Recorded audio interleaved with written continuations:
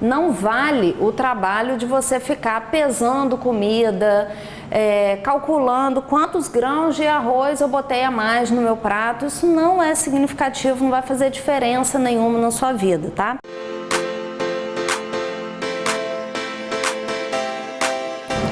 Olá pessoal, estou aqui para falar sobre um assunto que as pessoas me perguntam demais. Elas me mostram um prato de comida e perguntam: tá muito? Tá pouco? Precisa mais? Tem muito feijão? Tem muito arroz? Enfim, então hoje eu vou mostrar uma coisa simples para você, mas que é dúvida de muitas pessoas, tá? Nós vamos dividir esse prato nas proporções adequadas em relação aos alimentos que devem estar aqui. Antes eu queria mostrar para vocês o seguinte: quando a gente fala concha, colher de sobremesa, colher de sopa, colher de servir, existe uma diferença, né? Por exemplo, a colher de sobremesa ou de sopa da sua casa pode ser diferente da minha. Você pode ter na sua casa dois conjuntos de talheres diferentes, onde a colher de sopa é diferente. Agora é o seguinte, gente, o que faz você ter saúde, ser magra, ter mais gordura, menos, não vai ser 2 graminhas a mais ou 2 a menos daquela colher que é diferente da sua casa do que da minha. Não vale o trabalho de você ficar pesando comida, calculando quantos grãos de arroz eu botei a mais no meu prato. Isso não é significativo, não vai fazer diferença nenhuma na sua vida, tá? Agora é importante você saber o que é uma colher de sopa, o que é uma colher de servir, ter uma noção de tamanho de concha, tá? Por exemplo, essas conchas aqui são da minha casa. Olha o tamanho, a diferença do tamanho dessas duas conchas, né? Essa daqui é uma concha grande, essa daqui é uma concha pequena, não é nem média, tá? Essa daqui é uma colher de servir e essa daqui é uma colher de sopa. E agora eu vou mostrar para vocês aqui nesse prato, tá? Qual é o ideal da composição do prato. Queria que vocês analisassem o prato nessa posição para vocês entenderem. Mais ou menos metade do prato deve ser de salada, vegetais. A outra metade vocês vão dividir entre feijão, arroz e a proteína. O feijão é uma leguminosa, então você pode substituir por outras leguminosas. Grão de bico, ervilha, lentilha, tá? O arroz é a fonte de carboidrato do prato, você pode substituir por outros carboidratos. Batata doce, aipim, inhame. A proteína é o peixe, o ovo, a carne, o frango, a carne de porco. E os vegetais, quais são? Todos. Quais vegetais eu posso comer? Todos. Quanto mais você variar, melhor. Quanto mais variedade você comer, mais nutrientes diferentes você está consumindo, tá? Então, com exceção da batata, o aipim, inhame, que entra em substituição ao arroz, os outros vegetais vão estar do outro lado do prato, completando a metade dele, tá? Agora eu vou completar esse prato e você vai ver um exemplo de prato proporcionalmente nutricional para você, tá?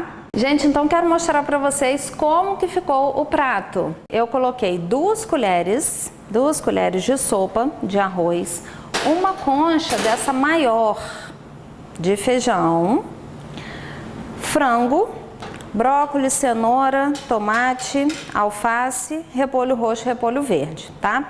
O que eu quero mostrar aqui para vocês? Metade desse prato é de salada e a outra metade está dividida entre feijão, arroz e frango.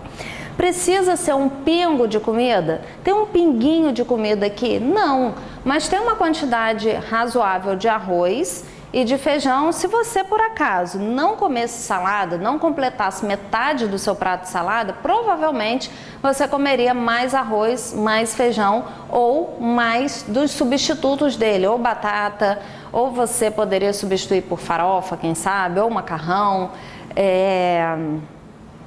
ou substituiria o feijão por grão de bico. Enfim, se não entrar salada, os carboidratos e as leguminosas provavelmente entram em maior quantidade, então a gente precisa completar metade do prato com salada.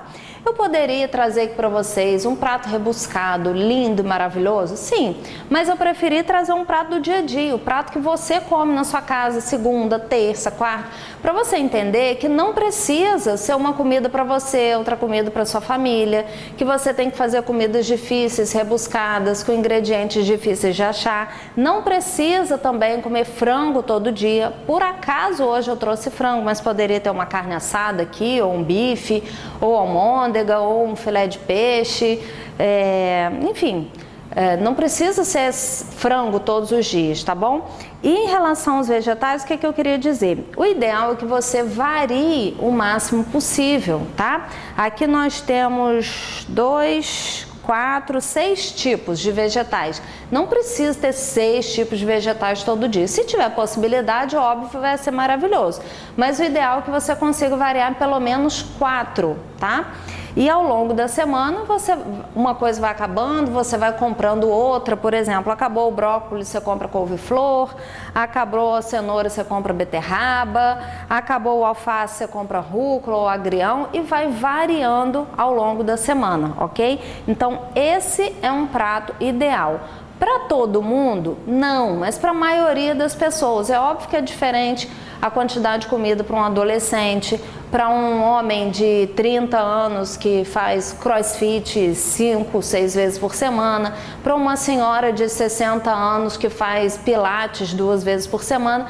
Mas a gente, de uma forma geral, é saciado e nutricionalmente é completo um prato desse jeito. Ao longo do dia a gente vai variando outras refeições para que esse dia complemente as necessidades da pessoa, tá? Então isso daqui não é igual para todo mundo, mas é uma base para quase todo mundo, tá? Se você comer assim, provavelmente você vai estar fazendo o ideal para você, tá bom? Então esse é o nosso prato ideal.